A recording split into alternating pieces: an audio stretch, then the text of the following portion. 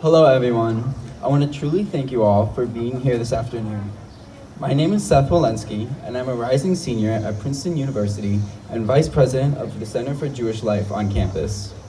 I grew up in the suburbs of Boston, where you could stop 1 in 3 strangers on the street and play an endless game of Jewish geography. There were sponsored trips to Israel everywhere, whether it be through Jewish day schools, youth groups, or shuls.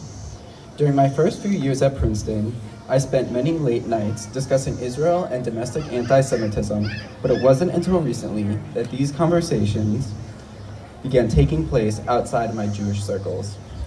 In the past few weeks, I have been appalled by how many people, ranging from students on campus to legislators in Washington, would in one breath chastise anti-minority rhetoric and in the next spew anti-Semitic tropes in place of a civil critique of Israel.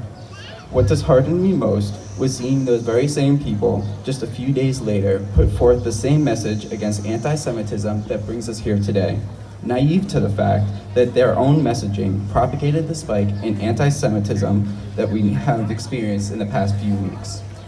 As we celebrated our final Shabbat on campus on the lawn of the CJL, anti-Semitic shouts were heard from a passing car.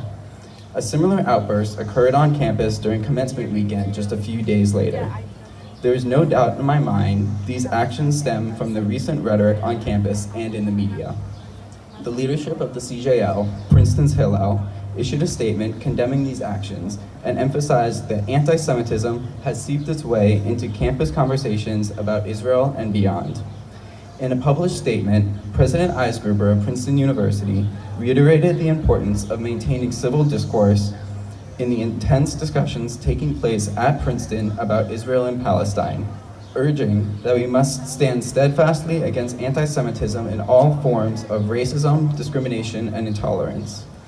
Every year, when talking to incoming Jewish freshmen, one question we are always asked is, do you feel safe being Jewish on campus? Never before has this question elicited so much hesitation from Jewish Princeton students. When I think about the campus our incoming freshmen will walk into this fall, I hope to see a student body that is more open and patient than what I have experienced in these past few weeks.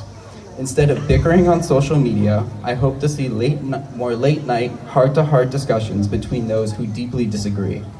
I hope students will be okay with being persuaded and changing their stance on issues. And finally, I hope students will be comfortable being challenged with different viewpoints, even if it does lead to some discomfort at times. But this can only happen with patience and respectful language devoid of anti-Semitism. It is only through tough and oftentimes emotional conversations that we can truly reevaluate our own convictions and beliefs. After all, communal learning through even-handed dialogue is what college and high school is all about.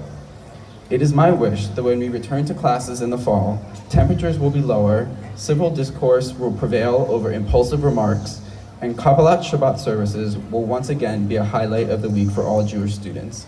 But until that happens, we must continue to stand up in defense of open conversation, in defense of Israel, and in defense of ourselves. Thank you.